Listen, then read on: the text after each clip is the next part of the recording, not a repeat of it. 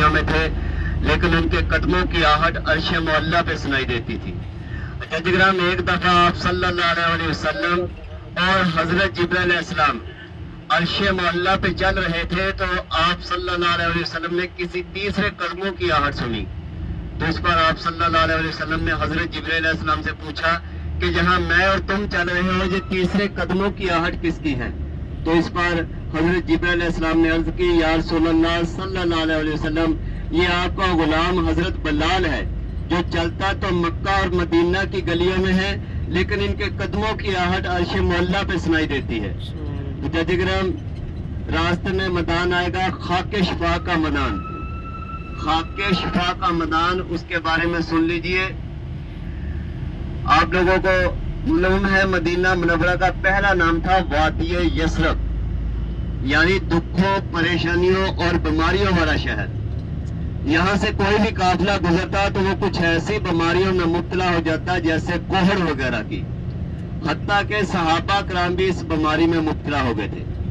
حجاج کرام، لیکن جب ہمارے پیارے آقا حضرت محمد صلی اللہ علیہ وسلم کے قدم مبارک اس وادی یثرب میں پڑے تو یہ وادی یثرب سے وادی مدینہ ہو گیا، مدینہ طیبہ ہو گیا، روشنیوں والا شہر ہو گیا، برکتوں والا شہر ہو گیا۔ حجاج کرام، آپ صلی اللہ علیہ وسلم اسی جگہ پر موجود تھے، خاک شفا والی جگہ پر۔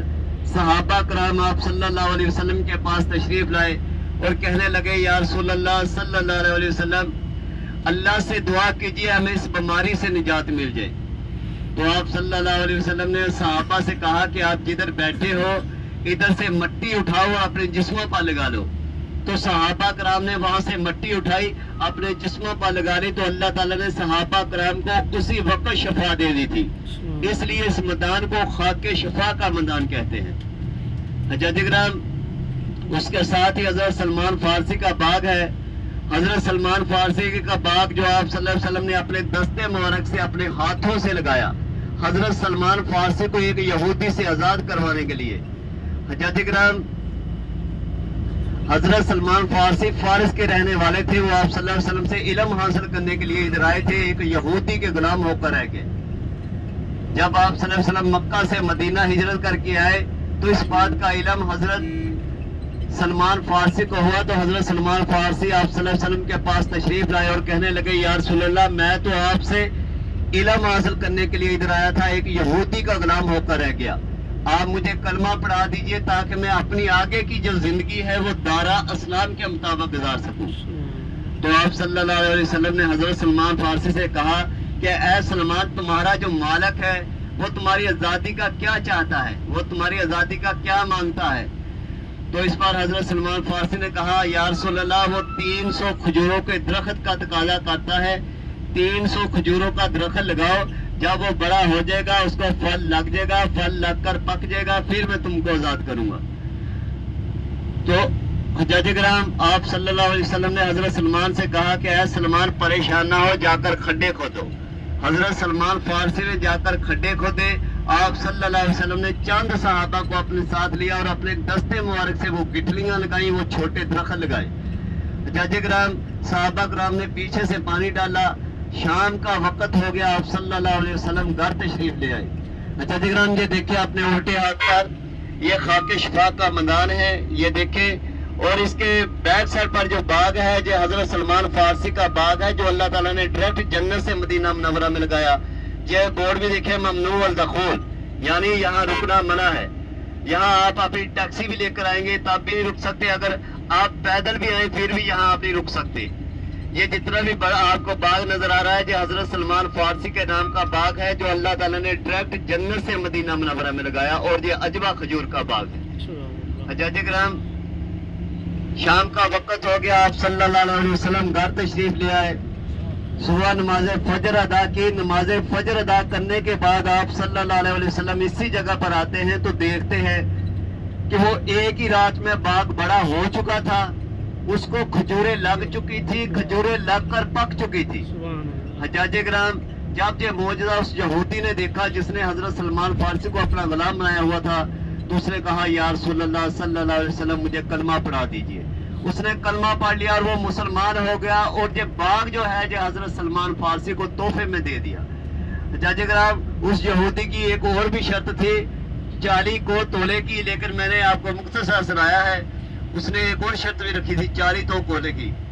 जज ग्राम अभी हमारी ज़ियारत आ गई है मस्जिद कुबा। मस्जिद कुबा की फजीलत सुन लीजिए। जज ग्राम आप सल्लल्लाहु अलैहि वसल्लम का फरमान है जो शख्स बावजू होकर मस्जिद कुबा में 2 रकात नमाज नवाफिल अदा करेगा अल्लाह ताला उसको एक मकबूल उम्रे का सवाब देंगे। सुभान अल्लाह। जज ग्राम आप जहां 2 करें 4 करें 6 करें जितने भी अदा करेंगे एक ही मकबूल उम्रे का सवाब मिलेगा। अगर दूसरे उम्रे का सवाब हासिल करना है उसकी शर्त यह है आपको फिर दोबारा अपने मुकाम पर जाना पड़ेगा, वहां से वजू करके फिर आना पड़ेगा, फिर आपको दूसरे उम्रे का सवाब मिलेगा। जज ग्राम जहां आपको 25 मिनट का टाइम दिया जाएगा, आप लोग 5 मिनट जाने के लगेंगे, 5 मिनट आने के लगेंगे, 5 मिनट वाफल पे लगेंगे, 15 मिनट लगेंगे, लेकिन आपको 25 मिनट का टाइम देंगे। अपने घड़ी पर टाइम देखकर नीचे, अभी नहीं, जब नीचे उतरोगे उस वक्त अपना टाइम देखना। 25 मिनट का टाइम होगा, 25 मिनट का मतलब 25 मिनट आपने जाना है नवाफिल अदा करने, वापस गाड़ी में आना है। जज ग्राम ये सुन लीजिए 2 रकात नमाज नवाफिल तहियतुल मस्जिद कुबा, 2 रकात नमाज नवाफिल तहियतुल मस्जिद कुबा। दिल में जो नियत करनी है कि हम उम्रे की नियत से ये नवाफिल अदा कर रहे हैं। जज ग्राम जिस जगह पर गाड़ी लगाएंगे गाड़ी का तयन करते जाएं, देखते जाएं कि गाड़ी कहाँ खड़ी है, गाड़ी का नंबर नोट करते जाएं। 4093 गाड़ी का नंबर है 4093, 4093 गाड़ी का नंबर है, सफेद कलर की गाड़ी है, अल क्रैशी उसके ऊपर लिखा हुआ है बाटी के ऊपर। इस बात का ख्याल रखना है जिस रास्ते से जाना है उसी रास्ते से वापस आना है। मस्जिद के जिस गेट से अंदर दाखिल होना है उसी से बाहर निकलना है। अगर मस्जिद के आप एक गेट से दाखिल होंगे दूसरे से निकलेंगे तो आप भूल जाएंगे, क्योंकि इस मस्जिद के चारों तरफ पार्किंग है, चारों तरफ गाड़ियां लगी हुई हैं। आपको ऐसे मालूम होगा हमारी गाड़ी इस तरफ है, हालांकि उस तरफ आपकी गाड़ी नहीं होगी। इस चीज का खास क्या रखना है, जिस रास्ते से जाना है उसी रास्ते से वापस आना है।